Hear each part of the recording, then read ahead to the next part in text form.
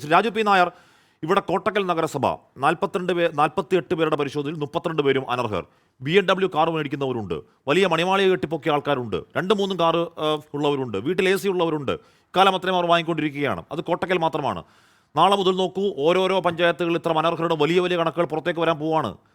ഇത് ഏതെങ്കിലും തരത്തിൽ തദ്ദേശ സ്ഥാപനങ്ങളുടെ വീഴ്ചയായോ, ഏതെങ്കിലും തരത്തിൽ ഉണ്ടായ സാങ്കേതിക പിഴവായോ, ഏതെങ്കിലും തരത്തിൽ ഇത്തരത്തിൽ എന്താണ് ഇപ്പോൾ ധനമന്ത്രി കെ എൻ ബാലഗോപാൽ പറയുന്നത് പോലെ ഈ വികലാംഗർ എന്ന് പറയുന്ന വാക്ക് ഉപയോഗിക്കുന്നത് ശരിയല്ല, ഭിന്നശേഷിക്കാർ എന്നാണ് പറയേണ്ടത്.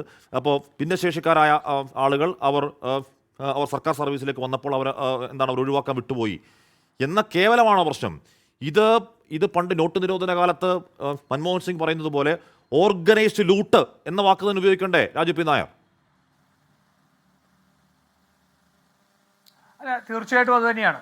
കാരണം സാധാരണക്കാരായ മനുഷ്യർക്ക് അർഹരായിട്ടുള്ള ഒരു പെൻഷൻ, ആ പെൻഷൻ ഇത്രമാത്രം അനർഹരായിട്ടുള്ള ആൾക്കാർ അത് മേടിച്ചെടുക്കുന്നു എന്നുള്ളത് തീർച്ചയായിട്ടും നമ്മുടെ ഒരു ഭരണ സംവിധാനത്തിന്റെ വീഴ്ച തന്നെയാണ്. എന്താണ് CPM ഈ ചർച്ചയിൽ എന്താ പങ്കെടുക്കാത്തത്? ഹാഷ്മി, CPM 24 ബഹിഷ്കരിച്ചിട്ട് വല്ലതും ഉണ്ടോ? ഇത് സർക്കാർ NGO യൂണിയൻ കൂടി ഉൾപ്പെടണമല്ലോ, അതുകൊണ്ട് വിളിക്കാതിരുന്നതാണ് ഞാൻ. ചർച്ചയിൽ പങ്കെടുക്കാത്തതല്ല. ശരി. ഞാൻ വിചാരിച്ചാൽ ഇപ്പോൾ സാധാരണ എല്ലാ പ്രതിരോധത്തിലാവുന്ന വിഷയങ്ങളിലും CPM ഇപ്പൊ വിട്ടു നിൽക്കുകയാണ് പതിവ്. ഞാൻ സൂചിപ്പിച്ചു വന്നത് ഇത് തദ്ദേശ സ്വയംഭരണ സ്ഥാപനങ്ങളുടെ ഇതിലോ അല്ലെങ്കിൽ ഐക്യമിന്റെയോ സേവന ഇതിനകത്ത് മാത്രം വരുന്നൊരു സംഭവമല്ല. ഇതിനകത്ത് കൃത്യമായിട്ടുള്ള വേരിഫിക്കേഷൻ നടക്കേണ്ടതായിട്ടുണ്ട്. അത് ഒരു ഘട്ടത്തിൽ മാത്രമല്ല. നേരത്തെ ഇവിടെ ശ്രീജിത് പണിക്കർ സൂചിപ്പിച്ചുകൊണ്ട് വീണ്ടും അതിലേക്ക് കടക്കുന്നില്ല. കൃത്യമായിട്ടുള്ള വേരിഫിക്കേഷൻ നടത്തിയതിനു ശേഷം മാത്രമാണ് ഇതിലുള്ള അർഹരെ കണ്ടുപിടിക്കുന്നത്.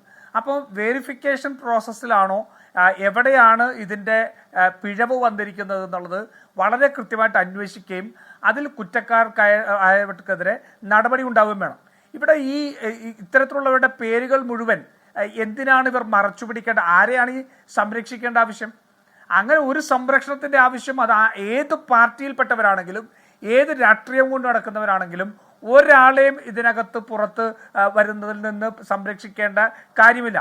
എന്ന് മാത്രമല്ല, സർക്കാർ ഉദ്യോഗസ്ഥർ ഇത് ചെയ്താൽ കൃത്യമായിട്ടുള്ള അഴിമതിയാണ്, സർക്കാരിനെ വഞ്ചിക്കുകയാണ്. അങ്ങനെ സർക്കാരിനെ വഞ്ചിക്കുന്ന ഇത്തരത്തിലുള്ള കാര്യം ചെയ്തവർക്കെതിരെ വകുപ്പ് തല നടപടി, അച്ചടക്ക നടപടിയും ക്രിമിനൽ കേസും ഉൾപ്പെടെ എടുക്കേണ്ട സാഹചര്യമുണ്ട്. അതൊന്നും ചെയ്യാതെ ഈ പറയുന്നതിനെ ഒരു ചെറിയ ഒരു വിജിലൻസ് അന്വേഷണത്തിന്റെ പരിധിയിൽ കൊണ്ടുവന്നുകൊണ്ട് അതിൽ നിന്ന് ഈ സർക്കാരിൻ്റെ ഒരു പരാജയത്തെ രക്ഷപ്പെടുത്താൻ ശ്രമം നടത്തുകയാണെങ്കിൽ അത് അംഗീകരിക്കാൻ കഴിയുന്നതല്ല.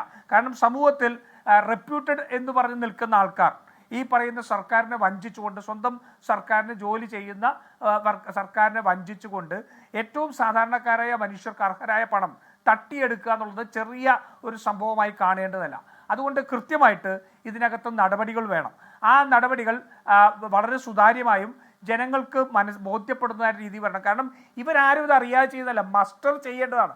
അപ്പം മസ്റ്റർ ചെയ്യുമ്പോഴെല്ലാം BMW കാറിൽ വന്നിട്ട് മസ്റ്റർ ചെയ്ത് പോവുകയാണ്.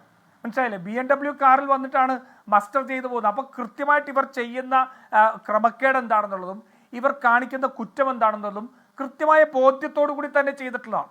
അങ്ങനെ ബോധ്യത്തോടു കൂടി ചെയ്തിട്ടുള്ളവരെ സംരക്ഷിക്കുകയല്ല, മറിച്ച് അവരുടെ കൃത്യമായിട്ട് ഓരോ തദ്ദേശ സ്വയംഭരണ സ്ഥാപനങ്ങളുടെ അടിസ്ഥാനത്തിൽ ലിസ്റ്റ് പ്രസിദ്ധീകരിക്കണം. ലിസ്റ്റ് പ്രസിദ്ധീകരിച്ച് അവരെ സമൂഹത്തിന് മുമ്പിൽ ഷെയിം ചെയ്യണം. ഇനി മേലാൽ ഒരിക്കലും ഒരാൾക്ക് ചെയ്യാൻ കഴിയാത്ത രീതിയിൽ അവരെ സമൂഹ മധ്യത്തിൽ തുറന്നു കാണിച്ചുകൊണ്ട് വേണം നമുക്ക് മുന്നോട്ട് പോകാൻ. ഞാൻ ഇതിനകത്ത് വലിയൊരു രാഷ്ട്രീയ പ്രശ്നമായിട്ട് ഈ ഘട്ടത്തിൽ അത് ഉന്നയിക്കുന്നില്ല. അതിനപ്പുറം കാരണം ഒരു വ്യാപ്തി ഇതിനുണ്ട്. ഇപ്പൊ പറയുന്നൊന്നും അല്ലല്ലോ, ഇതിനേക്കാളൊക്കെ വലിയ നമ്പറുകൾ ഉണ്ട് എന്നുള്ളൊരു വ്യാപ്തി കൂടി ഉണ്ട്. അപ്പോൾ കൊണ്ട് ആ വ്യാപ്തിയുടെ